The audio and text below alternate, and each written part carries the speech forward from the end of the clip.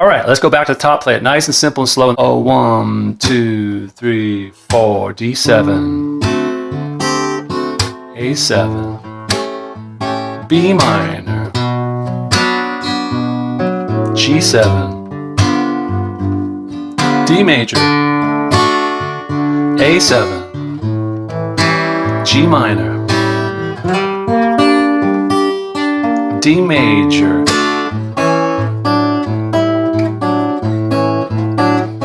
you know, you could add some real drama there because that's the fun of playing by yourself, is keeping it au naturel, my friends.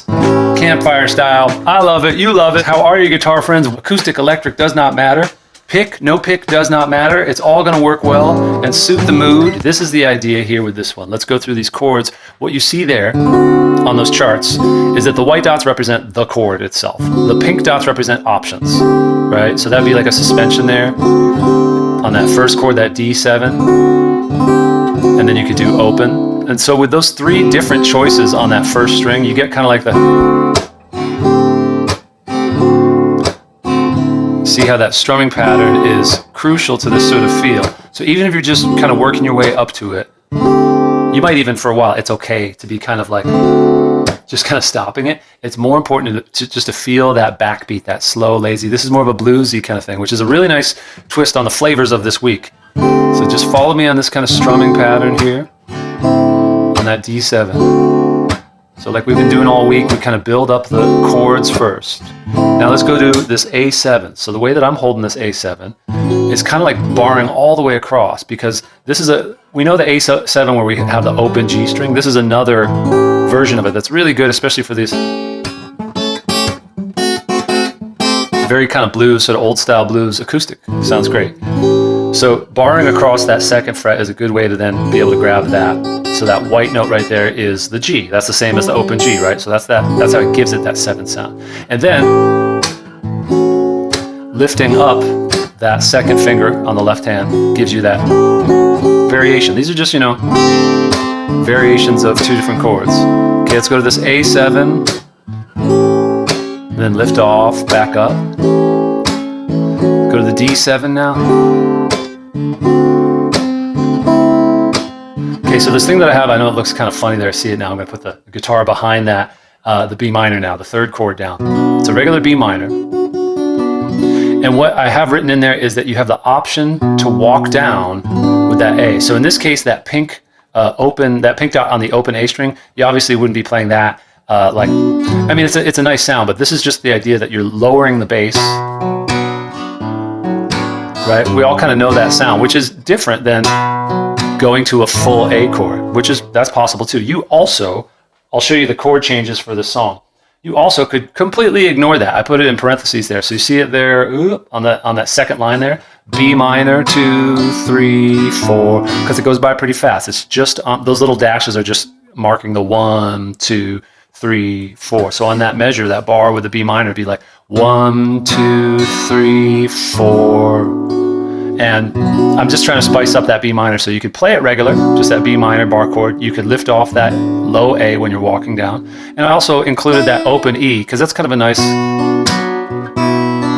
right? So that involves just lifting off that first finger just a little bit. So if you're ready for that, go for it. If not, don't sweat it. You could just be like getting to that B minor, that's great.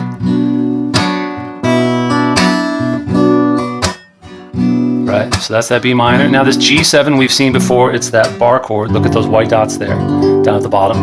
And so it's kind of a handful, so if you want to play it just as like a piece of it, like the top 4 strings or so, that's good too.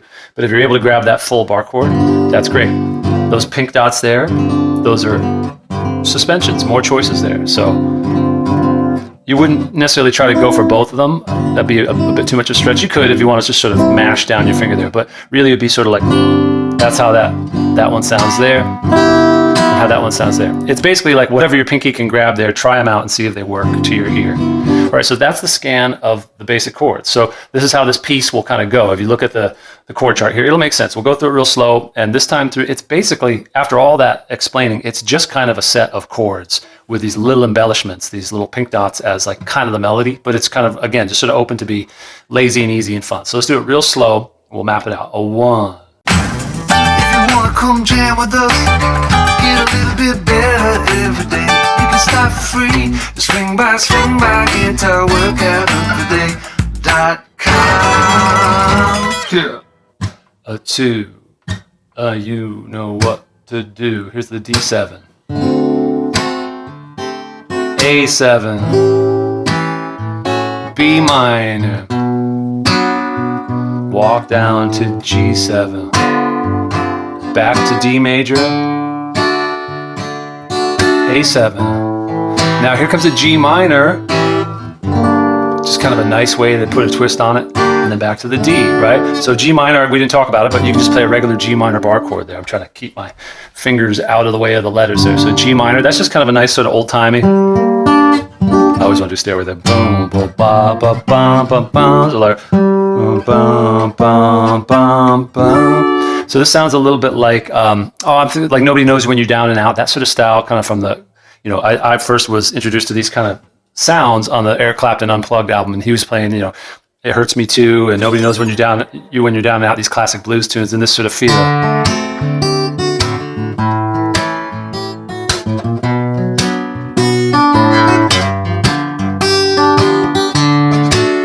So we're doing that. Let's do it nice and slow as molasses. We'll play a little bit more, and then I'll explain the dots that are on the furthest fretboard there. Here we go again. A 1, a 2, a 1, 2, 3, 4.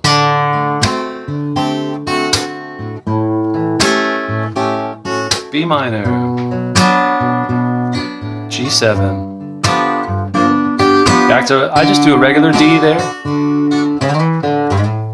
This time I went to the A bar chord, G minor, D.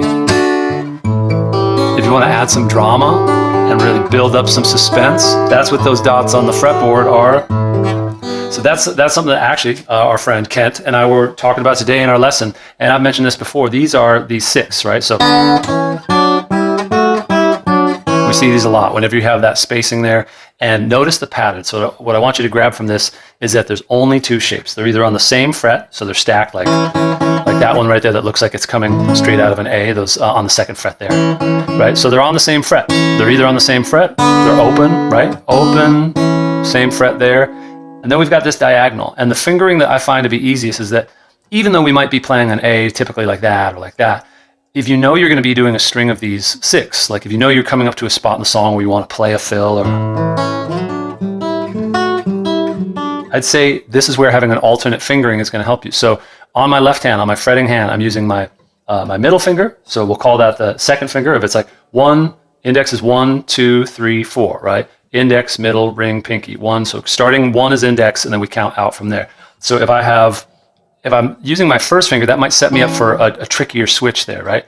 So instead, when you go to this, try to use your 2nd finger, that middle finger, and then your 3rd finger, that ring finger. See how they tuck in there? And to get them on the same fret more easily, remember, if you turn your hand a little bit so your fingers are diagonal, it's easier to get them onto that same fret.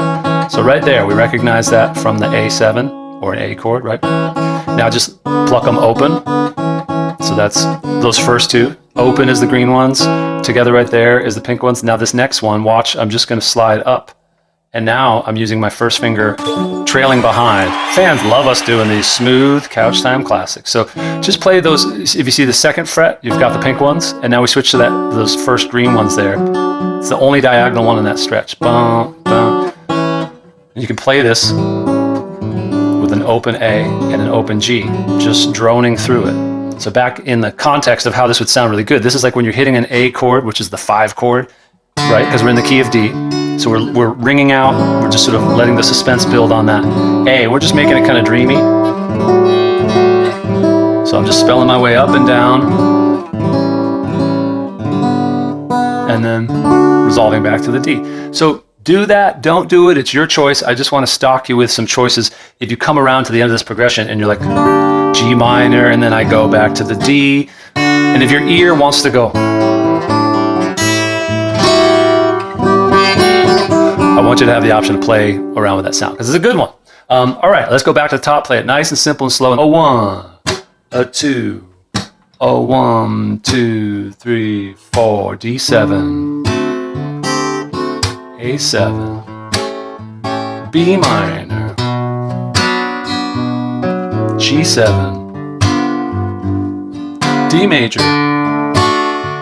A7, G minor, D major,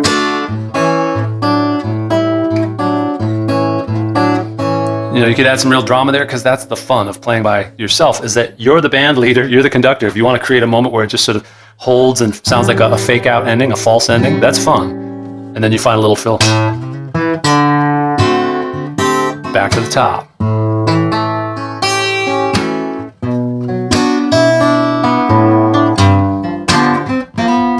Right? You know there's other spots to play, those D chords and A7. So when you come around that second half, you might choose. Sometimes I'll do this. I'll do, if I'm playing that G7 that's at the halfway point. 2, 3, boom, boom, boom. D bar chord, boom, boom, boom. A7 looks just like the G7, boom, boom. G minor. And you could, if you're like, you know, I don't hear that G minor as much, you could go to the G7. Guess what? You got choices. So to be honest, I thought I was going to be making self-paced courses like a lot of people offer, just like, here's a bunch of videos. But it turns out momentum matters more. People want to show up and play every day. They just need a reason.